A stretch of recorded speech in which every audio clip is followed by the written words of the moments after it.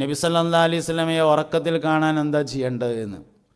ഒന്നാമത്തെ കാര്യം എന്താ വെച്ചാൽ, ആദ്യം വേണ്ടത് നബി തങ്ങളെ ശരിക്ക് ഉറക്കത്തിൽ കാണാൻ ആഗ്രഹിക്കണം എന്നൊന്നുമില്ല എന്നാണ്, ഉണർച്ച തന്നെ കാണാൻ ആഗ്രഹിക്കാമെന്നാണ്. ഷാ വലിയുല്ലാഹി ദഹ്ലവി റളിയല്ലാഹു അൻഹു പറഞ്ഞിട്ടുണ്ട്, നബി സല്ലല്ലാഹു അലൈഹി വസല്ലമയെ ഉറക്കത്തിലല്ല ഉണർച്ചയിൽ തന്നെ കാണുമെന്ന്. അദ്ദേഹം പറയുന്നുണ്ട്, ഞാൻ കണ്ടിട്ടുണ്ട് എന്നും പറഞ്ഞിട്ടുണ്ട്. കാണുമെന്ന് മാത്രമല്ല, ഞാൻ കണ്ടിട്ടുണ്ടെന്നും അദ്ദേഹം പറഞ്ഞു. അപ്പോൾ അതുകൊണ്ട് നബി സല്ലല്ലാഹു അലൈഹി വസല്ലമയെ റിഫായിയത്തിൽ ഒരു ദിക്റുണ്ട്, അല്ലാഹുമ്മ ഇന്നാ നതവസ്സലു ബി മുഹമ്മദ് ബിൻ അബ്ദുല്ലാഹി സല്ലല്ലാഹു അലൈഹി വസല്ലം അൻ തജ്മഅ ബൈനി വബൈന സയ്യിദിനാ മുഹമ്മദ് ബിൻ അബ്ദുല്ലാഹി സല്ലല്ലാഹു അലൈഹി വസല്ലമ ഫിദ്ദുന്യാ ഖബലൽ ആഖിറ എന്ന് റിഫായിയത്തിലുള്ളൊരു ദിക്റാണ്. അള്ളാഹുവെ, നബിയെയും എൻ്റെയും ഇടയിൽ ഖിയാമത്ത് നാളിൻ്റെ മുമ്പ് ദുന്യാവിൽ തന്നെ നീ ഒന്ന് ഒരുമിച്ച് കൂട്ടിത്തരണേ.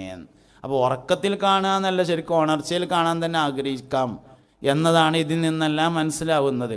കണ്യത്തുസ്താദിനോട്, കണ്യത്തുസ്താദിൻ്റെ ഉസ്താദന്മാർ പറഞ്ഞു കേട്ടത്, ആ കണ്യത്തുസ്താദിനോട് ഒരാൾ എന്നിട്ട് പറഞ്ഞുതരേ ഉസ്താദെ, കണ്യത്തുസ്താദിനോട് പറഞ്ഞുതരേ ഉസ്താദെ, പുണ്യനബി സല്ലല്ലാഹു അലൈഹി വസല്ലമ തങ്ങളൊന്ന് ഉറക്കത്തിൽ കാണാൻ വേണ്ടിയിട്ട് നിങ്ങളൊന്ന് ദ്വാരക്കണം എന്ന് പറഞ്ഞപ്പോൾ ചോദിച്ചുത്തരേ, ഉറക്കത്തിലും കണ്ടിട്ടില്ലേ? അതാണ് അവർ. നമ്മളെ പിന്നെ അൻവരിയ അറബിക് കോളേജിൻ്റെ പ്രിൻസിപ്പളായിരുന്ന ബഹുമാനപ്പെട്ട കുഞ്ഞാണി ഉസ്താദ് വഫാത്തായിട്ട് അദ്ദേഹത്തിൻ്റെ ഡയറി എഴുത്തുകൾ വാട്സപ്പിലൊക്കെ സോഷ്യൽ മീഡിയയിലൊക്കെ വന്നിരുന്നു. അപ്പോൾ അതിലിങ്ങനെ ഡേറ്റും സമയമൊക്കെ എഴുതിയിട്ട് നബി തങ്ങൾ ആദ്യമായി കണ്ടത്, അപ്പോൾ സംസാരിച്ചത്, പിന്നെ കുറച്ച് പേജിൽ മറിച്ച് നോക്കിയാൽ മുത്തുനബീനെ സല്ലല്ലാഹു അലൈഹി വസല്ലമയെ രണ്ടാമത് കണ്ടത്, പിന്നെ കുറേ പേജോട് മറിച്ചാൽ നബി തങ്ങളെ മൂന്നാമത് കണ്ടത്.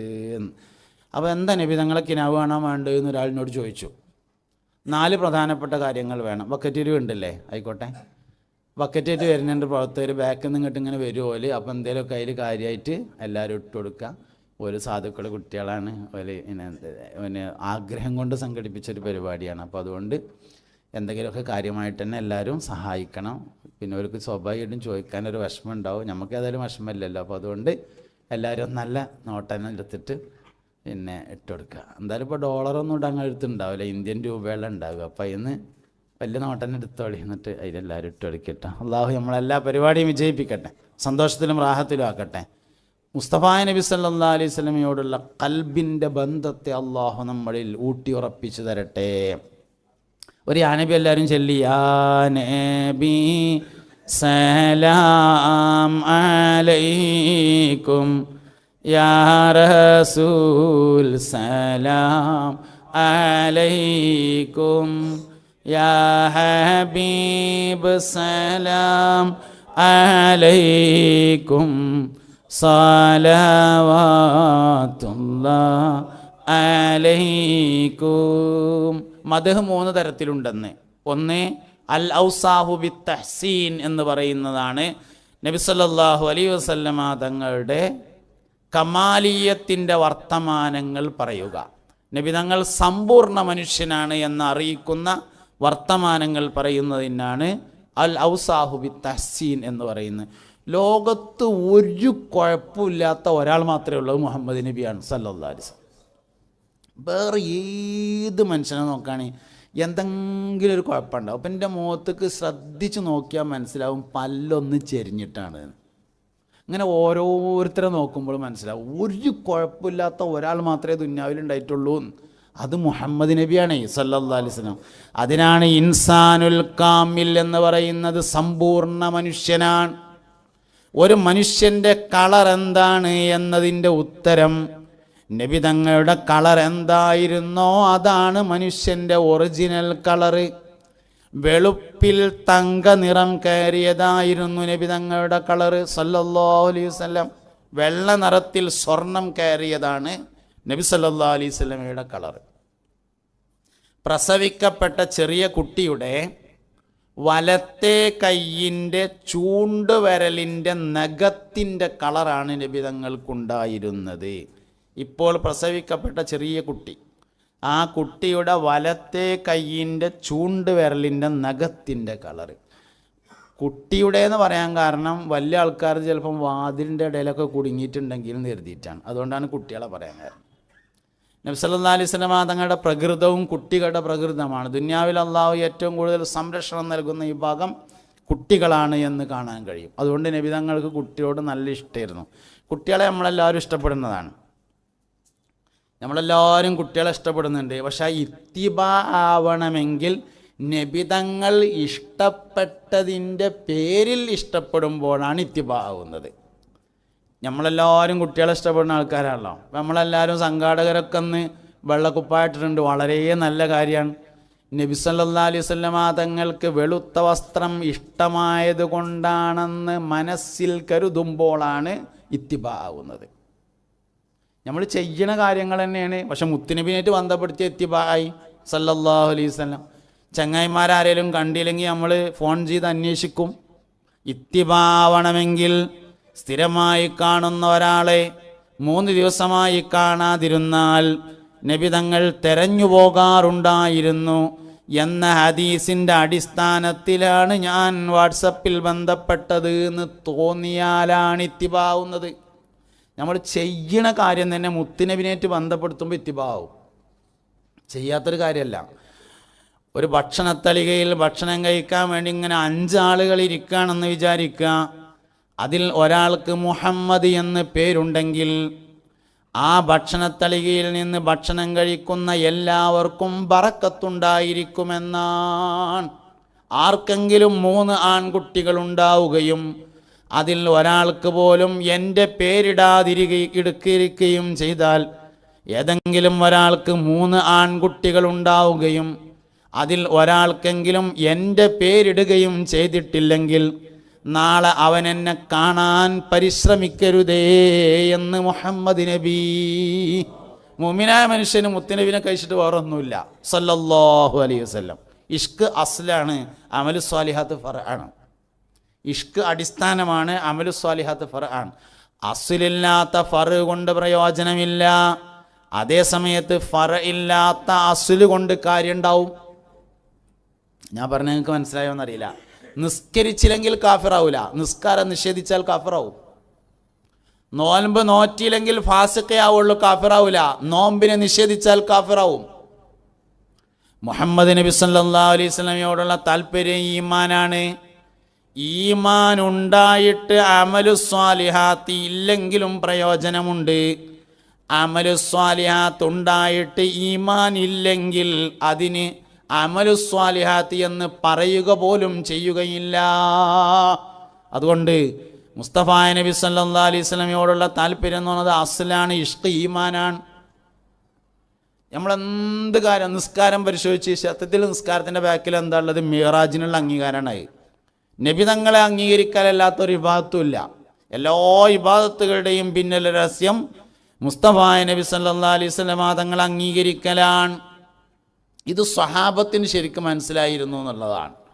10,000 റക്അത്ത് മസ്ജിദുൽ ഹറാമിൽ വെച്ച് നിസ്കരിച്ചാലും സ്വർഗം ഉറപ്പില്ല. അതേ സമയത്ത് സ്വഹാബിയായാൽ സ്വർഗം ഉറപ്പായി. 20,000 റക്അത്ത് മസ്ജിദുൻ നബിയിൽ വെച്ച് നിസ്കരിച്ചു തോർന്നാലും സ്വർഗം ഉറപ്പില്ല. മുത്തുനബി സല്ലല്ലാഹു അലൈഹി വസല്ലമയോടൊപ്പം ഈമാനോടുകൂടെ 1 സെക്കൻഡ് സമയം ഒരുമിച്ച് കൂടിയ ആൾക്കാണ് സ്വഹാബി എന്ന് പറഞ്ഞത്. സ്വഹാബിയായാൽ സ്വർഗം ഉറപ്പായി. ഇതാണ് സംഗതി പറഞ്ഞത്. എന്താ കാരണം? അതിനത്ര ഈമാൻ ഉണ്ടാവും എന്നുള്ളതാണ് കാരണം. പുണ്യനബി സല്ലല്ലാഹു അലൈഹി വസല്ലം തങ്ങളോട് ബന്ധമുണ്ടോ? അതിനത്ര ഈമാൻ ഉണ്ടാവും. നബി തങ്ങളോട് സല്ലല്ലാഹു അലൈഹി വസല്ലമയോടുള്ള ബന്ധമാണ് ഈമാൻ്റെ അസ്ല്, അടിസ്ഥാനം എന്ന് പറഞ്ഞത്. അതുകൊണ്ട് റബീഉൽ അവ്വൽ മാസം എന്ന് പറഞ്ഞത് ഈമാൻ കൂടാനുള്ള മാസമാണ്. നമ്മളെല്ലാ കാര്യങ്ങളും പുണ്യനബി സല്ലല്ലാഹു അലൈഹി വസല്ലമ തങ്ങളുമായി ബന്ധപ്പെട്ടതായിരിക്കണം. ആ ബന്ധത്തെ നിലനിർത്താൻ നമുക്ക് കഴിയണം. ബദർ യുദ്ധം എന്ന് പറയുന്നത് മുവഹിദീങ്ങളും മുശ്രിക്കുകളും തമ്മിലുള്ള യുദ്ധമല്ല. ശരിക്ക് ബദർ യുദ്ധം എന്ന് പറയുന്നത് മുഅ്മിനീങ്ങളും മുശ്രിക്കുകളും തമ്മിലല്ല, ആശിക്കുകളും മുശ്രിക്കുകളും തമ്മിലാണ്. മൂസാ നബി അലൈഹിസ്സലാം 60,000-ത്തിലധികം വരുന്ന തൻ്റെ അനുചരന്മാരെയും കൂട്ടി നൈൽ നദി കടന്ന് ഇങ്ങനെ പോകുമ്പോൾ അള്ളാഹുവിൻ്റെ കൽപ്പന വന്നു ജബ്ബാരിങ്ങളായിട്ട് യുദ്ധം ചെയ്യാൻ. മൂസാ നബി ആൾക്കാരോട് പറഞ്ഞു, ജബ്ബാരിങ്ങളുമായി യുദ്ധം ചെയ്യാൻ അള്ളാഹിൻ്റെ കൽപ്പന ഉണ്ട് പറഞ്ഞു.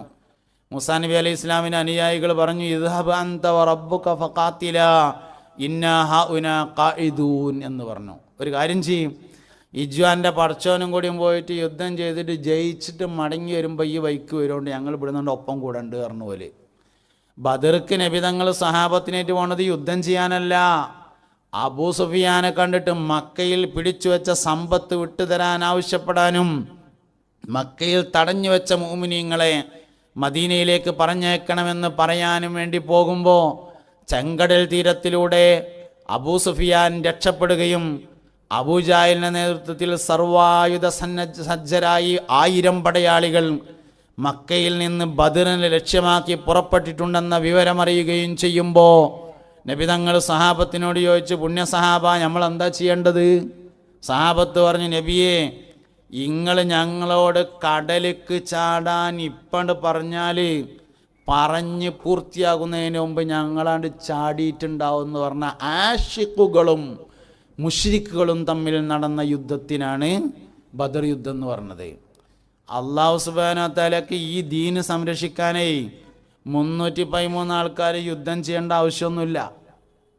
ബദർ യുദ്ധം നമുക്ക് ചിലപ്പോൾ അങ്ങനെ തോന്നും, ആ 313 ആൾക്കാർ അന്ന് യുദ്ധം ചെയ്തതുകൊണ്ട് ദീനുൽ ഇസ്ലാം നിലനിൽക്കുന്നുണ്ടല്ലോ. ദീനുൽ ഇസ്ലാം നിലനിൽക്കാൻ 313 ആൾക്കാർ യുദ്ധം ചെയ്യേണ്ട ആവശ്യമൊന്നുമില്ല. പിന്നെന്തിനാ 313 ആൾക്കാർ യുദ്ധം ചെയ്തത്? ഒരിക്കൽ മുസ്തഫ നബി സല്ലല്ലാഹു അലൈഹി വസല്ലം തങ്ങളുടെ അടുക്കൽ ജിബ്രീൽ അലൈഹിസ്സലാം വന്നപ്പോൾ ജിബ്രീലിനോട് അലൈഹിസ്സലാം നബി തങ്ങൾ ചോദിച്ചു, സല്ലല്ലാഹു അലൈഹി വസല്ലം, ജിബ്രീലേ നിങ്ങൾ ധാരാളം പ്രാവശ്യം ദുന്യാവിൽ വന്നിട്ടുണ്ടല്ലോ, പല നബിമാരുടെ അടുത്തും വന്നിട്ടുണ്ടല്ലോ, അതിലേറ്റവും കൂടുതലായി മനസ്സിൽ തങ്ങി നിൽക്കുന്ന ഒരു അനുഭവം പറയാൻ പറ്റുമോ എന്ന് ചോദിച്ചു.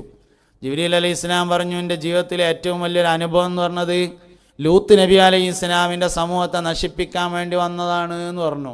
എന്നിട്ട് എന്തുണ്ടായി എന്ന് ചോദിച്ചു. ജിബ്രീൽ അലൈഹി ഇസ്ലാം പറഞ്ഞു, ഞാനും 2 മലക്കുകളും മനുഷ്യരൂപത്തിൽ സയ്യിദുന ഇബ്രാഹിം നബി അലൈഹി ഇസ്ലാമിൻ്റെ അടുക്കൽ വന്നു. ഇബ്രാഹിം നബിൻ്റെ കാലത്താണ് ലൂത്ത് നബിയും സ്വാലിഹ് നബിയൊക്കെ ഉണ്ടാകുന്നത്. മുഹമ്മദ് നബിയുടെ കാലത്ത് മാത്രമേ വേറെ നബിമാരില്ലാത്തുള്ളൂ. ബാക്കിയുള്ള എല്ലാ നബിമാരുടെ കാലത്തും വേറെ നബിമാരുണ്ട് സല്ലല്ലാഹു അലൈഹി വസല്ലം. അതുകൊണ്ട് ഇബ്രാഹിം നബി അലൈഹി ഇസ്ലാമിൻ്റെ കാലത്താണ് സ്വാലിഹ് നബി ഉള്ളത്, ലൂത്ത് നബി ഉള്ളത്. ഇബ്രാഹിം നബി അലൈഹി ഇസ്ലാം ഉലുൽ അസ്മിൽ പെട്ട വലിയ പ്രവാചകനാണ്. ലൂത്ത് നബി അലൈഹി ഇസ്ലാം, സ്വാലിഹ് നബി അലൈഹി ഇസ്ലാമൊക്കെ അതിൻ്റെ കീഴിൽ എന്ന് പറയാൻ കഴിയൂല, എന്നാൽ അവർ ഉലുൽ അസ്മി എന്ന ഉന്നത സ്ഥാനീയരല്ല. അപ്പം അതുകൊണ്ട് ലൂത്ത് നബി അലൈഹി ഇസ്ലാമിൻ്റെ സമൂഹത്തെ നശിപ്പിക്കാൻ വേണ്ടി വരുമ്പോൾ ജിബ്രീൽ അലൈഹി ഇസ്ലാമും അനുയായികളും മനുഷ്യരൂപത്തിൽ ഇബ്രാഹിം നബി അലൈഹി ഇസ്ലാമിൻ്റെ അടുത്തേക്ക് വന്നു. വിരുന്നേര് വരികയാണെന്ന് തോന്നിയിട്ട് ഇബ്രാഹിം നബി അലൈഹി ഇസ്ലാം വേഗം ഒരു മൂരിക്കുട്ടിനെ അർത്ഥങ്ങാണ്ട് ബിരിയാണി ഉണ്ടാക്കി. അന്ന് ബിരിയാണി ഉണ്ടായിരുന്നൊന്നും ചോദിക്കരുത്, കഥയിൽ ചോദ്യമില്ല എന്നാണ്. ഏതായാലും അന്നത്തെ ഏറ്റവും നല്ലൊരു ഭക്ഷണം ഉണ്ടാക്കി. ഭക്ഷണമൊക്കെ ഉണ്ടാക്കി കഴിഞ്ഞതിൻ്റെ ശേഷം പറഞ്ഞു, എന്നാൽ കയ്യേക്കോളി നീച്ചോളി തിന്നാൻ നീക്കി പറഞ്ഞപ്പോൾ ഞങ്ങൾ പറഞ്ഞു, ഞങ്ങളങ്ങനെ തിന്നുന്ന സൈസൊന്നുമല്ല, ഞങ്ങൾ മരക്കുകളാണ് പറഞ്ഞു. അപ്പോൾ ഇബ്രാഹിം നബി അലൈഹി ഇസ്ലാം ചോദിച്ചു, പിന്നെ എന്തിനാ നിങ്ങൾ പോകുന്നതെന്ന് ചോദിച്ചു. ഞങ്ങൾ നിങ്ങളൊരു സന്തോഷം പറയാൻ വേണ്ടി വന്നതാണ് പറഞ്ഞു. എന്താ സന്തോഷം എന്ന് ചോദിച്ചു. നിങ്ങളെ ഭാര്യയായ സാറക്കൊരു കുട്ടി ഉണ്ടാവും എന്ന് പറഞ്ഞു. സാറാ ബീവി പ്രായമായിരുന്നു. ഇബ്രാഹിം നബി അലൈഹി ഇസ്ലാമിൻ്റെ ആദ്യത്തെ ഭാര്യയുള്ള സാറാ ബീവി, രണ്ടാമത്തെ ഭാര്യയാണ് ഹാജറ ബീവി. ഹാജറ ബീവിയിലാണ് ആദ്യം കുട്ടി ഉണ്ടാകുന്നത്. സാറാ ബീവിക്കും മക്കളുണ്ടായിരുന്നില്ല, പ്രായമായിരുന്നു. ഇബ്രാഹിം നബിക്കും പ്രായമായിട്ടുണ്ട്. നിങ്ങൾക്ക് സാറാ ബീവിയിലൊരു കുട്ടി ഉണ്ടാവും എന്നുള്ള വിവരം പറയാനാണ് ഞങ്ങൾ വന്നത് പറഞ്ഞു. അപ്പോൾ വാതിലിൻ്റെ അപ്പുറത്ത് കർട്ടൻ്റെ മറവിൽ സാറാ ബീവി നിൽക്കുന്നുണ്ടായിരുന്നു. ഈ വർത്താനം കേട്ടിട്ട് 31 ചിരിച്ചു. ചിരിച്ചപ്പോൾ മെൻസസ് രക്തം രണ്ടാമത് സ്റ്റാർട്ട് ചെയ്തു. പിന്നെ കുട്ടി ഉണ്ടായി. പിന്നെ പ്രസവിച്ചതാണ് ഇസ്ഹാഖ് നബി അലൈഹി ഇസ്ലാം. 13 വർഷത്തെ വ്യത്യാസമാണ് ഇസ്മായിൽ അലൈഹി ഇസ്ലാമും ഇസ്ഹാഖ് നബി അലൈഹി ഇസ്ലാമും. ഇസ്മായിൽ നബി അലൈഹി ഇസ്ലാം ഹാജറ ബീവിക്ക് ഉണ്ടായിട്ട് 13 വർഷം കഴിഞ്ഞിട്ടാണ് ഈ സംഭവം ഉണ്ടാകുന്നത്. സാറാ ബി റളിയല്ലാഹു അൻഹാക്ക് ഇസ്ഹാഖ് നബി അലൈഹി ഇസ്ലാം എന്ന കുട്ടി ഉണ്ടാകുന്നത്. അങ്ങനെ അതൊക്കെ കഴിഞ്ഞതിന് ശേഷം പിന്നെ നിങ്ങൾ എന്തേ പോകുന്നത് ചോദിച്ചു. അതിൽ പറഞ്ഞു, ഞങ്ങൾ ഇബ്രാഹിം നബി അലൈഹി ഇസ്ലാമിൻ്റെ സമൂഹത്തെ നശിപ്പിക്കാൻ വേണ്ടി പോവുകയാണ് പറഞ്ഞപ്പോൾ, അല്ല ഞങ്ങൾ ലൂത്ത് നബി അലൈഹി ഇസ്ലാമിൻ്റെ സമൂഹത്തെ നശിപ്പിക്കാൻ പോവുകയാണ് പറഞ്ഞപ്പോൾ ഇബ്രാഹിം നബി അലൈഹി ഇസ്ലാം പറഞ്ഞു, അത് നിങ്ങൾ ഒരിക്കലും ചെയ്യരുത്, ഞങ്ങൾക്ക് എന്തുവാണെങ്കിലും ചെയ്തു തരാം, വേണമെങ്കിൽ എൻ്റെ പെൺകുട്ടികളൊക്കെ കല്യാണം കഴിച്ചു തരാം, എന്തുവാണെങ്കിലും ചെയ്തു തരാറ്. ആ സമയത്ത് ഞങ്ങൾ പറഞ്ഞു, ഞങ്ങളങ്ങനെ നിങ്ങളോട് സമ്മതം ചോദിക്കാൻ വേണ്ടി വന്നതൊന്നുമല്ല, വിവരം പറയാൻ വേണ്ടി വന്നതാണ് പറഞ്ഞു. അതിന് പ്രധാനപ്പെട്ടൊരു സംഗതി നടക്കുമ്പോൾ എല്ലാവരോടും സമ്മതം ചോദിച്ചില്ലെങ്കിലും ഒരു വിവരം പറയണമല്ലോ, അപ്പം അതിൻ്റെ പേരിൽ ഞങ്ങളൊന്ന് വിവരം പറയാൻ വേണ്ടി വന്നതാണ് എന്ന് പറഞ്ഞു. അങ്ങനെ ഞങ്ങളവിടെ നിന്നാണ് പോയി കണ്ടാണ് നശിപ്പിച്ചു എന്ന് പറഞ്ഞപ്പോൾ നബി തങ്ങൾ ചോദിച്ചു സല്ലല്ലാഹു അലൈഹി വസല്ലം, എങ്ങനെ നിങ്ങളത് നശിപ്പിച്ചത് അതൊന്നും പറയുമെന്ന് പറഞ്ഞു. അപ്പോൾ ജിബ്രീൽ അലൈഹി ഇസ്ലാം പറഞ്ഞു, അത് കാര്യമായിട്ടൊന്നുമില്ല, ഞാൻ എൻ്റെ ചിറകിൻ്റെ തലപ്പുകൊണ്ട് ഒന്നിങ്ങനെ കോരിങ്ങാണ്ട് ഇങ്ങനെ മറിച്ചതാണ് എന്ന് പറഞ്ഞ ലൂത്ത് നബിയുടെ നാട് 6000 ചതുരശ്ര കിലോമീറ്റർ വിസ്തൃതിയുള്ളതാണ്. അങ്ങനത്തെ 40,000 ചിറക് ജിബിരിലിനുണ്ട് എന്നാണ്. അമ്മാതിരി 5000 മലക്കുകൾ ബദറിൽ വന്നിട്ടുണ്ട്. 313 ആൾക്കാർ യുദ്ധം ചെയ്തതുകൊണ്ടൊന്നല്ല ദീൻ നിലനിന്നത്. പിന്നെന്തിനാ ബദർ യുദ്ധം? ആശിഖീങ്ങൾക്കുള്ള അവസരമാണ് ബദർ യുദ്ധം. ലോകത്ത് ഇസ്ലാം ദീൻ ആർക്കെല്ലാം അവസരം കൊടുക്കുന്നുണ്ടോ ആശിഖുകൾക്ക് മാത്രമേ അവസരം കൊടുത്തിട്ടുള്ളൂ. എല്ലാ അവസരങ്ങളെയും പരിശോധിച്ചോളി. ആശിഖുകൾക്ക് മാത്രമാണ് അവസരം നൽകിയിട്ടുള്ളത്. ആശിഖീങ്ങളായ 313 ആൾക്കാർക്ക് അള്ളാഹു അവസരം കൊടുത്തതായിരുന്നു ബദർ യുദ്ധം. ഈ ഉമ്മത്തിൻ്റെ ഏറ്റവും വലിയ വിജയം എന്ന് പറഞ്ഞത് ഇഷ്കാണ്. ഉമ്മത്തിൻ്റെ ഏറ്റവും വലിയ വിജയം ഇഷ്കാണ്. ഉമ്മത്തിൻ്റെ എല്ലാ സഹായവും ഇഷ്കാണല്ലോ. നമ്മളെന്തേലൊക്കെ ഒരു പ്രതിസന്ധി ഉണ്ടായിട്ട് കുടുങ്ങിയാൽ, എന്തേലും വലിയൊരു കാര്യമായൊരു പ്രശ്നമൊക്കെ ഉണ്ടായി പറ്റടങ്ങാറായ എന്താ കാട്ടുക? മൈക്കോണാക്കിയാണ്ട് ബാങ്ക് കൊടുക്കും. ബാങ്ക് ഇഷ്കിൻ്റെ പ്രഖ്യാപനമാണ്. അഷ്ഹദു അല്ലാ ഇലാഹ ഇല്ലല്ലാഹയുടെ പ്രഖ്യാപനമല്ല ബാങ്ക്, ഇഷ്കിൻ്റെ പ്രഖ്യാപനമാണ്. നിസ്കാരം നൂഹ് നബിക്ക് ഉണ്ടായിട്ടുണ്ട്, പക്ഷെ നൂഹ് നബിക്ക് ബാങ്കില്ല. നിസ്കാരം മൂസാ നബിക്ക് ഉണ്ടായിട്ടുണ്ട് അലൈഹിസ്സലാം, മൂസാ നബിക്ക് ബാങ്കില്ല. നിസ്കാരം ഇബ്രാഹിം നബി അലൈഹി ഇസ്ലാമിന് ഉണ്ടായിട്ടുണ്ട്, ഇബ്രാഹിം നബി അലൈഹി ഇസ്ലാമിന് ബാങ്കുണ്ടായിട്ടില്ല. ബാങ്കി അമ്മക്ക് മാത്രമേ ഉള്ളൂ. എന്താ കാര്യം? അഷ്ഹദു അല്ലാ ഇലാഹ ഇല്ലല്ലാഹയുടെ പ്രഖ്യാപനമാണെങ്കിൽ മൂസാ നബിക്കും ബാങ്ക് വേണ്ടേ? മൂസാ നബിക്കും ഉണ്ടല്ലോ അഷ്ഹദു അല്ലാ ഇലാഹ ഇല്ലല്ലാഹ്. അഷ്ഹദു അന്ന മുഹമ്മദർ റസൂലുള്ളാഹ് എന്നതിൻ്റെ പ്രഖ്യാപനമാണ് ബാങ്ക്. അഷ്ഹദു അന്ന മുഹമ്മദ് റസൂലുള്ളാഹ് എന്നുള്ളതിൻ്റെ അതാണ് ബിലാൽ റളിയല്ലാഹു അൻഹുവിന് ബാങ്ക് കൊടുക്കാൻ കഴിയാതായത്. അഷ്ഹദു അല്ലാ ഇലാഹ ഇല്ലല്ലാഹ് പറയാൻ കഴിയാത്തതുകൊണ്ടല്ല. ബിലാൽ റളിയല്ലാഹു അൻഹു തങ്ങൾ പറഞ്ഞല്ലോ, ബിലാൽ റളിയല്ലാഹു അൻഹു ലോകത്ത് വിപ്ലവം സൃഷ്ടിച്ചത് 2 അടിമകളാണ്. ലോകത്ത് വിപ്ലവം സൃഷ്ടിച്ച 2 അടിമകളാണ്. ഒന്നൊരു വെളുത്ത അടിമയും ഒന്നൊരു കറുത്ത അടിമയും. കറുത്ത അടിമയാണ് സയ്യിദുനാ ബിലാലും അദ്ദിൻ റളിയല്ലാഹു അൻഹു. വെളുത്ത അടിമയാണ് സയ്യിദുനാ സൽമാനുൽ ഫാരിസി റളിയല്ലാഹു അൻഹു. കഴിഞ്ഞതിൻ്റെ മുമ്പത്തെ തവണ മദീനയിൽ ചെന്നപ്പോൾ സൽമാനുൽ ഫാരിസി റളിയല്ലാഹുവിൻ്റെ പേരിലുള്ള ഒരു തോട്ടം കാണാൻ അവസരം ഉണ്ടായി, ഈത്തപ്പനത്തോട്ടം. മദീനയിൽ ഇപ്പോൾ പഴയമായിരുന്നല്ല, കുറേയൊക്കെ കാണാനുള്ള അവസരങ്ങളും കാണാനുള്ള സൗകര്യങ്ങളൊക്കെ ഉണ്ട്. മുമ്പൊക്കെ അടച്ചുകൂട്ടിയിരിക്കുകയായിരുന്നു, ഇപ്പോൾ ഒക്കെ ഏകദേശം തുറന്നിട്ടുണ്ട്. സൽമാനുൽ ഫാരിസി റളിയല്ലാഹുവിൻ്റെ പേരിലുള്ള ഒരു തോട്ടമുണ്ട്. ആ തോട്ടത്തിൻ്റെ അടുത്ത് മഹാനവറുകൾ താമസിച്ചിരുന്ന വീടിൻ്റെ അവശിഷ്ടങ്ങളുണ്ട്. മഹാനവറുകൾ നിസ്കരിച്ചിരുന്ന പള്ളി അതേപോലെ ഇങ്ങനെ നിലനിർത്തിയിട്ട്, കല്ലൊക്കെ അതേപോലെ നിലനിർത്തി പൈൻ്റൊക്കെ അടിച്ച് ചുറ്റുമതിലൊക്കെ കെട്ടി കമ്പി വെയിലൊക്കെ കെട്ടി പൂട്ടിയിട്ട് അവിടെ പേരൊക്കെ എഴുതി വെച്ചിട്ടുണ്ട്. അതിൻ്റെ അടുത്ത് സൽമാനുൽ ഫാരിസിയുടെ പേരിലുള്ള ഒരു തോട്ടമുണ്ട്. അപ്പോൾ കൂടെ ഉണ്ടായിരുന്നു അസ്ലം ഉണ്ടായിരുന്നു കൂടെ. അസ്ലമിനോട് ഞാൻ ചോദിച്ചു ഈ തോട്ടത്തിൻ്റെ പ്രത്യേകത എന്താണെന്ന് ചോദിച്ചു. സൽമാനുൽ ഫാരിസി റളിയല്ലാഹു അൻഹു എന്ന് പറയുന്ന ആൾ പേർഷ്യക്കാരനാണ്. പേർഷ്യയിലെ രാജകുടുംബാംഗമാണ് സൽമാനുൽ ഫാരിസി. പ്രധാനമന്ത്രിയുടെ മകനാണ്, രാജാവിൻ്റെ മകനല്ല, അതിൻ്റെ താഴെയുള്ള പ്രധാനമന്ത്രിയുടെ മകൻ. അന്ന് പേർഷ്യക്കാരൻ എന്നത് തീ ആരാധകരാണ്. നമ്മൾ മാർസെ പഠിക്കുമ്പോൾ പഠിച്ചിട്ടുണ്ട്, നബി തങ്ങൾ ജനിച്ചപ്പോൾ പേർഷ്യക്കാർ ആരാധിച്ചിരുന്ന അഗ്നികുണ്ഡം കെട്ടുപോയി. പേർഷ്യക്കാർ അഗ്നി ആരാധകരായിരുന്നു. അഗ്നി ആരാധകരാണ്. അവിടുത്തെ രാജാവും അഗ്നി ആരാധകനാണ്, അവിടുത്തെ പ്രജകളും അങ്ങനെയാണ്. ഒരിക്കൽ സൽമാൻ എന്ന രാജകുമാരൻ തൻ്റെ പിതാവിൻ്റെ കൃഷിസ്ഥലങ്ങൾ സന്ദർശിക്കാൻ വേണ്ടി പോകുമ്പോൾ കാടിനോട് ചേർന്ന ഒരു പ്രദേശത്ത് ഒരു ടെൻറ്റ് കെട്ടി ഏകനായ അള്ളാഹുവിനെ ഇബാദത്ത് ചെയ്യുന്ന വെളുത്ത വസ്ത്രധാരികളായ കുറച്ച് ആളുകളെ കണ്ടു. അവരുടെ കൂടെ അല്പസമയം ഇരുന്നു. സൽമാൻ അതിൽ ആകൃഷ്ടനായി കുറച്ചധിക സമയം ഇരുന്നു. നേരം പോയതറിഞ്ഞില്ല. ഇരുട്ടായപ്പോൾ മകൻ മടങ്ങി വരാത്തതിനാൽ രാജകുമാരനെ കുറിച്ചുള്ള അന്വേഷണങ്ങൾ ആരംഭിച്ചു. ആ അന്വേഷണം സൽമാനുൽ ഫാരിസി ഇരിക്കുന്ന വെള്ളവസ്ത്രം ധരിച്ച പൂർവ്വകാല വേദങ്ങൾ പഠിച്ച അന്നത്തെ മുസ്ലിങ്ങളായ പുരോഹിതന്മാരുടെ അടുത്തേക്ക് എത്തിയ അന്വേഷണം. അങ്ങനെ അവരെ ജയിലിലടക്കാൻ, അവരെ നാട് കടത്താൻ വേണ്ടി തീരുമാനിച്ചു. ഈ പുരോഹിതന്മാരെ സൽമാനെ ജയിലിലടക്കാനും തീരുമാനിച്ചു. ഇവരെ നാട് കടത്താൻ വേണ്ടി ഒരുങ്ങുമ്പോൾ സൽമാൻ മെല്ലെ അതിലെ വലിയ പുരോഹിതൻ്റെ അടുത്ത് എന്നിട്ട് ചോദിച്ചു, ഈ ജയിലിൽ നിന്ന് രക്ഷപ്പെട്ടിട്ട് ഞാൻ എന്നെങ്കിലും വരികയാണെങ്കിൽ നിങ്ങളെ എവിടെ വന്നാലാ കാണുകയെന്ന് ചോദിച്ചു. അദ്ദേഹം പറഞ്ഞു, ഞങ്ങൾ ഇവിടുന്ന് നാട് കടത്തപ്പെടുകയാണെങ്കിൽ മൗസിൽ എന്ന പേരായ പ്രദേശത്തേക്കായിരിക്കും പോവുക. അവിടെ ഒന്നാം കാണാറുണ്ട്. ദീർഘനാൾ സൽമാൻ അൽ ഫാരിസി ജയിലിൽ കിടന്നു. 200 വയസ്സ് വരെ ജീവിച്ച ആളാണ് സൽമാൻ അൽ ഫാരിസി. സഹാബത്തിൽ ഒരുപക്ഷെ ഏറ്റവും കൂടുതൽ കാലം ജീവിച്ചത് മഹാനായ സൽമാൻ അൽ ഫാരിസി റളിയല്ലാഹു അൻഹു ആണ്. 200 വയസ്സ് വരെ മഹാനവറുകൾ ജയിലിൽ കിടന്നു കുറേ കാലം. ഒരു ദിവസം ജയിൽ വാർഡൻ്റെ സഹായത്തോടുകൂടി നല്ല നടപ്പ് കാരണം ജയിലിൽ നിന്ന് പുറത്തിറങ്ങി ഒരു കച്ചവട സംഘത്തോടൊപ്പം യാത്ര ചെയ്തു. അങ്ങനെ മൗസിലിൽ എത്തിച്ചേർന്നു. ഈ പുരോഹിതന്മാർ അവിടെ താമസിക്കുന്നുണ്ടായിരുന്നു. അതിലെ വലിയ പുരോഹിതന് ഖിദ്മത്തെടുത്തിട്ട് അങ്ങനെ കൂടി. അയാൾ മരണപ്പെടുകയാണ്. അപ്പോൾ സൽമാൻ ചോദിച്ചു, നിങ്ങൾ മരിച്ചാൽ ഞാൻ എടുക്കാൻ പോവാന്ന് ചോദിച്ചു. അപ്പോൾ വേറൊരാളെ പറഞ്ഞു കൊടുത്തു. അങ്ങനെ വേറൊരാളടുത്തേക്ക് പോയി. അയാളും മരിക്കുകയാണ്. നിങ്ങൾ മരിച്ചാൽ ഞാൻ എടുക്കാൻ പോവാന്ന് ചോദിച്ചു. മൂന്നാമത്തെ ഒരാളെ പറഞ്ഞു കൊടുത്തു. അയാളും മരിക്കുകയാണ് സൽമാൻ്റെ മുമ്പിൽ വെച്ച്. അതിൽ സൽമാൻ ചോദിച്ചു, ഇനി എടുക്കാൻ ഞാൻ പോകുകയെന്ന് ചോദിച്ചാൽ പറഞ്ഞു, ഇനി എടുക്കും പോണ്ട, അവസാന പ്രവാചകൻ വരാൻ സമയമായിട്ടുണ്ട്. അവസാന പ്രവാചകനെ കൊണ്ട് വിശ്വസിച്ചാൽ മതി. 4-ാം വേദത്തിൻ്റെ സമയമായിട്ടുണ്ട് എന്ന് പറഞ്ഞപ്പോൾ സൽമാൻ ചോദിച്ചു, ഒരാൾ പ്രവാചകനാണെന്ന് പറഞ്ഞാൽ അത് ഒറിജിനലാണെന്ന് ഞാൻ എങ്ങനെ മനസ്സിലാക്കും? 3 തെളിവുകൾ പറഞ്ഞു കൊടുത്തു. ഒന്ന്, അവസാനത്തെ പ്രവാചകൻ സ്വതക്ക ഭക്ഷിക്കുകയില്ല എന്ന് പറഞ്ഞു കൊടുത്തു. രണ്ടാമത്തത്, അവസാനത്തെ പ്രവാചകൻ ഹദിയ ഭക്ഷിക്കുന്നതാണ് എന്ന് പറഞ്ഞു കൊടുത്തു. മൂന്നാമത്തേത്, അവസാനത്തെ പ്രവാചകൻ്റെ മുതുകത്ത് പ്രവാചകത്വത്തിൻ്റെ പരിസമാപ്തിയുടെ മേൽ അറിയിക്കുന്ന ഒരു സീൽ, ഒരു മുദ്ര ഉണ്ടായിരിക്കും എന്ന് പറഞ്ഞു കൊടുത്തു. അങ്ങനെ അദ്ദേഹം മരണപ്പെട്ട് സൽമാൻ ഇങ്ങനെ യാത്ര പോകുമ്പോൾ ഒരു കൊള്ളക്കാർ അദ്ദേഹത്തെ കണ്ട് പിടിച്ചുകൊണ്ടുപോയിട്ട് അങ്ങാടിയിൽ കൊണ്ടുപോയി അടിമയാക്കി വിറ്റു.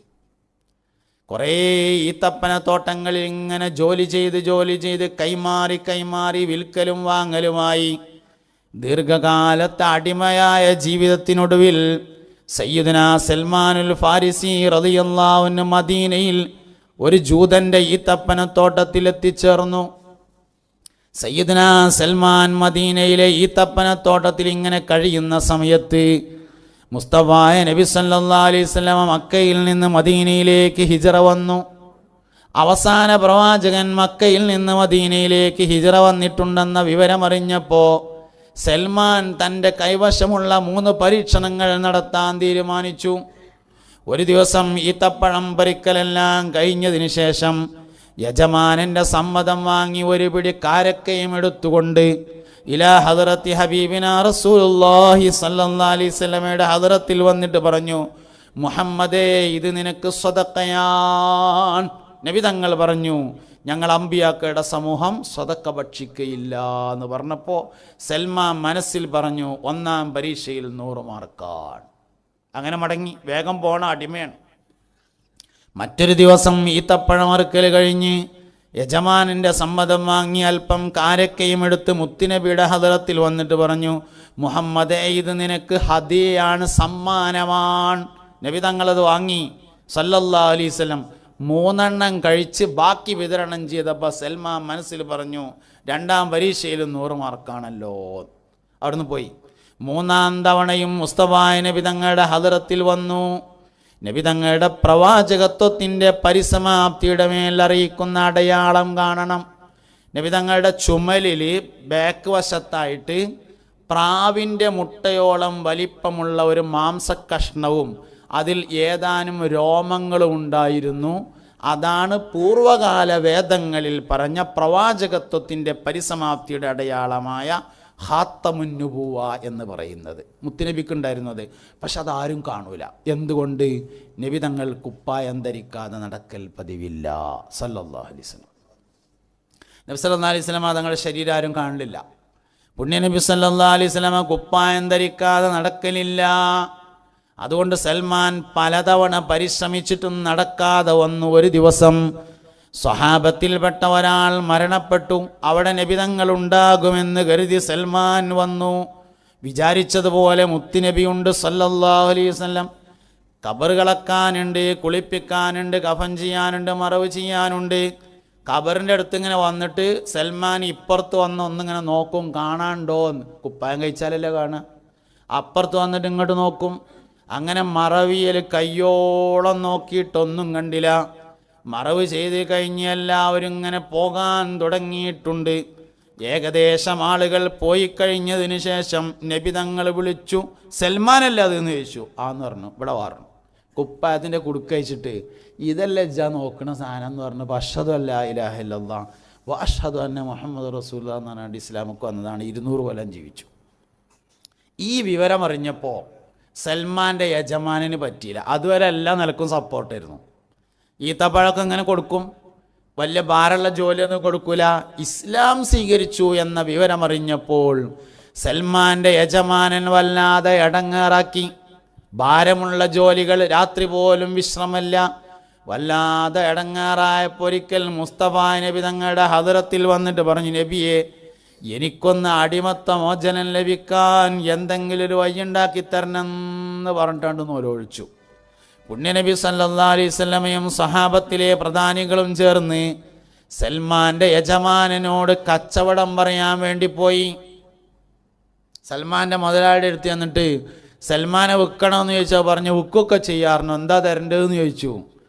അതിൽ തൊള്ളേ കൊള്ളാത്ത വില എന്ന് നമ്മൾ പറയില്ല, അങ്ങനത്തെ ഒരു വില ഉണ്ട് പറഞ്ഞു. ഒരു മരുഭൂമി കാണിച്ചു കൊടുത്തിട്ട് പറഞ്ഞു, ഈ സ്ഥലത്ത് 300 ഈത്തപ്പന മരങ്ങൾ നട്ടുപിടിപ്പിച്ച് അവകൾ വെള്ളവും വളവും നൽകി പരിപാലിച്ച് 300 എണ്ണത്തിൽ നിന്ന് ഈത്തപ്പഴം പറിച്ചു തന്നാൽ സൽമാൻ സ്വതന്ത്രനാണ് പറഞ്ഞു.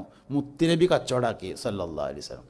ആയിക്കോട്ടെ, 300 വെച്ച് പിടിപ്പിച്ച് തരാറുണ്ട്. പോകുന്നു. ഇവിടുന്ന് പള്ളിക്ക് വന്നിട്ട് വയൽ പറഞ്ഞു, സഹാബത്തെ, സൽമാനെ കച്ചവടാക്കിയിട്ടുണ്ട്, 300 ഈത്തപ്പന തൈകൾ വേണം, അതിൻ്റെ സംഭാവന കൂടി പറഞ്ഞു. ഓരോരുത്തരും ഈ 2 മരം 3 മരം 30 മരമൊക്കെയാണ് പറഞ്ഞു. 300 സൽമാനോട് പറഞ്ഞു പോയിട്ട് 300 കുജ്ജാണ് ഉത്തൂടി പറഞ്ഞു.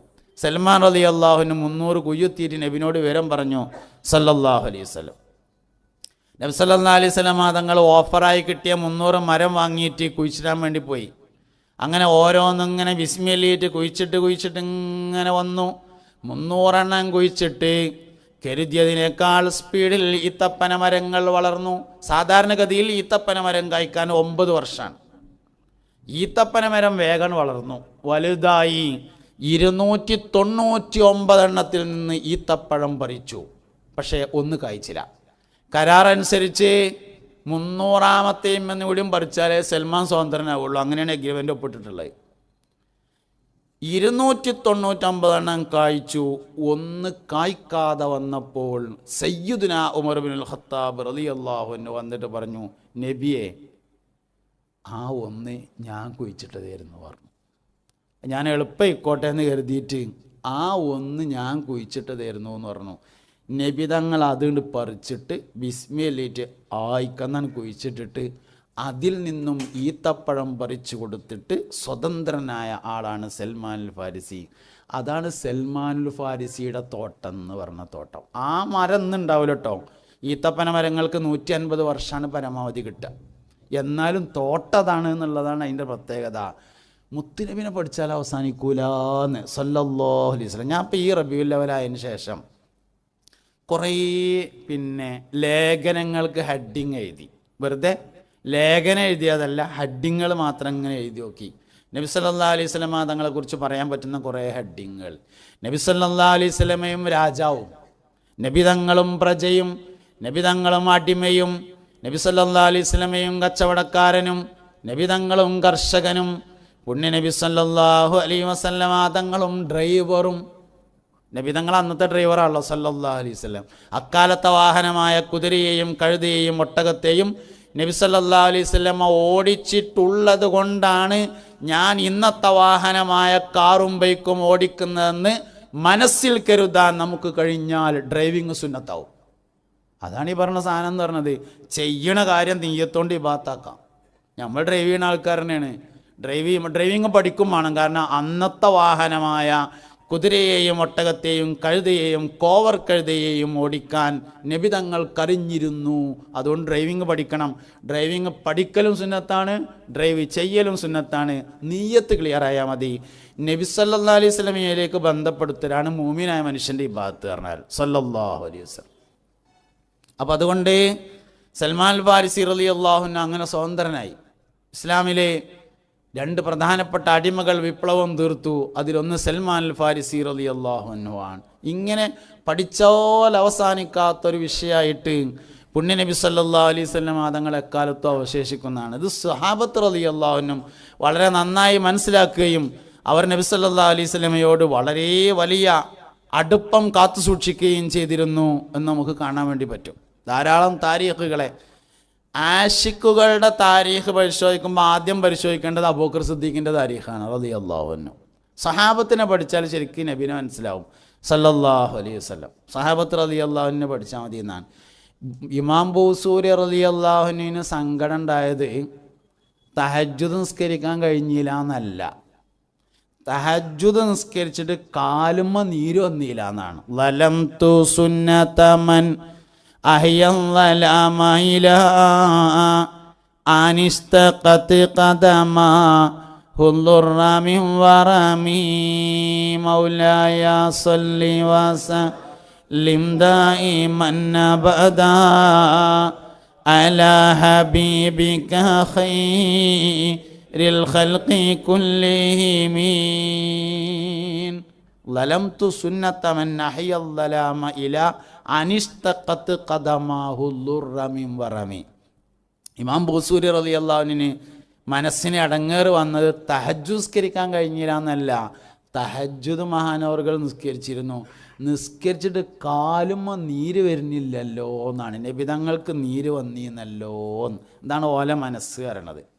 ഇതാണ് സ്വഹാബത്തിൻ്റെ മനസ്സ് എന്നത്. ഒരിക്കൽ നബി സല്ലല്ലാഹു അലൈഹി വസല്ലം തങ്ങൾക്ക് എന്തോ ഒരു അസുഖം ഉണ്ട് എന്നറിഞ്ഞു മഹാനായ സയ്യിദുനാ സിദ്ദീഖുൽ അക്ബർ റളിയല്ലാഹു കാണാൻ വേണ്ടി ചെന്നപ്പോൾ നബി തങ്ങൾക്ക് രോഗമാണ് എന്ന് മനസ്സിലായ ഉടനെ നബി തങ്ങൾക്ക് എന്താണോ അസുഖം അതേ അസുഖം സിദ്ദീഖിനും തുടങ്ങി. അതാണ് ഇഷ്ക് റളിയല്ലാഹു അൻഹു. അങ്ങനെ മൂപ്പര് പെരയിൽ വന്നിട്ട് സുഖമില്ലാതെ കടന്നു. മുത്തുനബി സല്ലല്ലാഹു അലൈഹി വസല്ലമയുടെ അസുഖം മാറി. പള്ളിയിൽ വന്നു. സിദ്ദീഖ് എവിടെയെന്ന് ചോദിച്ചു. നബിയെ കുറേ ദിവസമായിട്ട് വരലില്ല എന്ന് പറഞ്ഞു. എന്നാൽ കാണാൻ പോകാറുന്നു. അങ്ങനെ എല്ലാവരും കൂടി സിദ്ദീഖുൽ അക്ബറിനെ കാണാൻ വേണ്ടി വന്നു. നബി തങ്ങളെ കണ്ടേക്കിന് സിദ്ദീഖിൻ്റെ ദണ്ണം മാറിയിട്ടാണ് നീച്ചിട്ടൊരു പാട്ടോട് പാടി. അതാണ് ഇഷ്ക് പറയുന്നത്. സ്നേഹം ഉണ്ടായാൽ ഇഷ്കുണ്ടായാൽ മസ്താവുന്നാണ്, മസ്തുണ്ടായാൽ പാട്ടുണ്ടാവുന്നാണ്, പാട്ടുണ്ടായാൽ കരച്ചിലുണ്ടാകുമെന്നാണ്, കരച്ചിലുണ്ടായാൽ രോഗമുണ്ടാകുമെന്നാണ്, രോഗമുണ്ടായാൽ മൗത്തുണ്ടാകുമെന്നാണ്. അതാണ് ഇഷ്ക് പറയുന്നത്. എല്ലാവരും പാടിയിട്ടുണ്ടല്ലോ. സിദ്ദീഖ് റളിയല്ലാഹു അൻഹു പാടിയിട്ടുണ്ട്, ഉമർ ഖത്താബ് പാടിയിട്ടുണ്ട്, ഹസ്സാൻ ഇബ്നു സാബിത്ത് പാടിയിട്ടുണ്ട് റളിയല്ലാഹു അൻഹു, വെളിയങ്കോട് ഉമർ ഖാദി പാടിയിട്ടുണ്ട്, അമ്പർത്ത് തങ്ങൾ പാടിയിട്ടുണ്ട്, ഗൗസുല്ലാദം പാടിയിട്ടുണ്ട്, ഷെയ്ഖ് റിഫായി റളിയല്ലാഹു അൻഹു പാടിയിട്ടുണ്ട്. ഫി ഹാലത്തിൽ ബുദി റൂഹി കുന്തുർസിലുഹാ തുഖബ്ബിലുൽ അർള അന്നി വഹിയ നായിബതി ഫഹാദിഹി നൗബത്തുൽ അശ്ബാഹി ഖദ് ഹളറത് ഫംദുദ് യദൈക ലികൈ തുഹ്ലാ ബിഹാ ശഫതി. വെളിയങ്കോട് ഉമർ ഖാദി പാടിയിട്ടുണ്ട്. സൈനുദ്ദീൻ മഖ്ദൂം റളിയല്ലാഹു അൻഹു പാടിയതാണ്.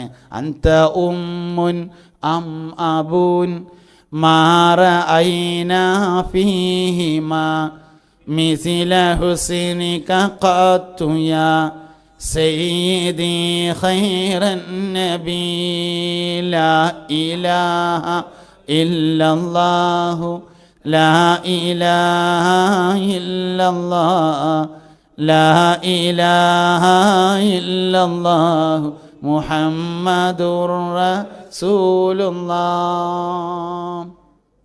രോഗിയാം നബിയോരാരീകത്ത് ചാരി സിദ്ദീഖും രോഗിയായി രോഗം മാറിയ ആരോഗ്യത്തോടെ വന്നപ്പോൾ സിദ്ദീഖും രാജിയായി. ലാ ഇലാഹ ഇല്ലല്ലാഹു ലാ ഇലാഹ ഇല്ലല്ലാഹ് ലാ ഇലാഹ ഇല്ലല്ലാഹു മുഹമ്മദുർ റസൂലുള്ളാഹ്.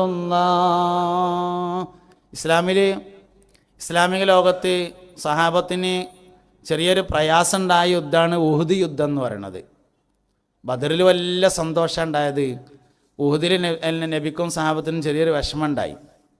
ഉഹുദ് യുദ്ധം കഴിഞ്ഞിട്ട് മുത്തുനബി സല്ലല്ലാഹു അലൈഹി വസല്ലമയും സഹാബത്തും നാട്ടിലേക്ക് പോകാൻ വേണ്ടിയിട്ട് ഒരുങ്ങാണ്. ഒരുങ്ങിയപ്പോൾ നബി തങ്ങൾ ഇങ്ങനെ ഓരോ ആൾക്കാരിങ്ങനെ നോക്കി, ആരൊക്കെ ഷഹീദായത്, ആരൊക്കെ ബാക്കിയുള്ളത്. അങ്ങനെ നോക്കുമ്പോൾ സഅദ് റളിയല്ലാഹു അൻഹുവിനെ കാണാനില്ല. നബി തങ്ങൾ ചോദിച്ചു, സഅദ് ഉണ്ടോയെന്ന് ചോദിച്ചു. ഇല്ല നബിയെ, സഅദിനെ കാണാനില്ല. മരിച്ചവരെ ലിസ്റ്റിലുണ്ടോയെന്ന് ചോദിച്ചു. ഷഹീദായ ലിസ്റ്റിലുണ്ടോയെന്ന് ചോദിച്ചു. ആ ലിസ്റ്റിലില്ല എന്ന് പറഞ്ഞപ്പോൾ സെയ്ദ് ബിനു സാബിത്ത് റളിയല്ലാഹു അൻഹുവിനെ വിളിച്ചു പറഞ്ഞു, സെയ്ദേ, നിങ്ങൾ ഉഹദിൽ പോയി എവിടെയെങ്കിലും സഅദ് ബിൻ റബീഅത്തുണ്ടോ എന്നൊന്ന് തിരയണം എന്ന് പറഞ്ഞു. അങ്ങനെ സെയ്ദ് ബിനു സാബിത്ത് റളിയല്ലാഹു അൻഹു തിരയാൻ വേണ്ടി പോവുകയാണ്. ഉഹദ് മുഴുവനും തിരഞ്ഞ് എവിടെയും കാണാനില്ലാതെയായി അവസാനം സെയ്ദ് റളിയല്ലാഹു അൻഹു മടങ്ങാൻ വേണ്ടി ഒരുങ്ങുമ്പോൾ ഒരു ഞരക്കം കേട്ടു. മഹാനായ സെയ്ദ് റളിയല്ലാഹു അൻഹു ചെന്ന് നോക്കുമ്പോൾ മണലിൽ പൂണ്ട് കിടക്കുകയാണ്. സഅദ് ബിൻ റബീഅത്ത് റളിയല്ലാഹു അൻഹു തിരഞ്ഞിടുവാൻ സെയ്ദെന്നൊരേ തിരുനബിയും അയച്ചു. തിരഞ്ഞൊടുക്കം മണലിൽ പൂണ്ട സഅദെന്നൊരില്ലടുത്തു. അടുത്ത് ചെന്ന് ജസദിൽ മെല്ലെ തടവി സെയ്ദന്നിരുന്നു. ഹബീബി അനാ സെയ്ദാണെന്നും സലാം അവർക്കും പറഞ്ഞു. മിഴികൾ രണ്ടും തുറന്നു മെല്ലെ പറഞ്ഞിടുന്നു മനമേ, മണക്കുന്നു ഞാൻ റസൂലുള്ളാന്റെ തിരുജസദിൻ മണമേ. എനിക്ക് മുത്തുനബി സല്ലല്ലാഹു അലൈഹി വസല്ലമയുടെ ശരീഅത്തിൻ്റെ മണം വരുന്നുണ്ട്. എന്നിട്ട് ചോദിക്കാനൊരു ചോദ്യം, സെയ്ദേ, എനിക്കിഞ്ഞ് നബി തങ്ങളെ കാണാനുള്ള അവസരം ഉണ്ടാവുമോ എന്നറിയില്ല, ഞാൻ മരിക്കുകയാണ്. അതുകൊണ്ട് അവസാനമായി അറിയേണ്ടത് എനിക്കൊരു കാര്യമാണ്. മുത്തുനബി സല്ലല്ലാഹു അലൈഹി വസല്ലമയുടെ നെറ്റിയിൽ അമ്പ് തറച്ചിരുന്നു എന്ന് കേട്ടിട്ടുണ്ട്. അത് ശരിയാണോ? അതിൽ നിന്ന് രക്തം വരുന്നുണ്ടോ? മഹാനവർകൾ മണലിൽ പൂണ്ടിട്ട് ഇങ്ങനെ മരിക്കാൻ കിടക്കുമ്പോൾ അറിയേണ്ടത് ആകെ ഒരു കാര്യമുള്ളൂ, മുത്തുനബിയുടെ തലമ്മ അമ്പ് തറച്ചിരുന്നു നെറ്റിമ്മ, അതിന് ചോര വരുന്നുണ്ടോ എന്ന് അറിഞ്ഞാൽ മതി. അതാണ് എനിക്ക് അവസാനമായിട്ട് അറിയേണ്ടത്. മരിക്കും മുമ്പ്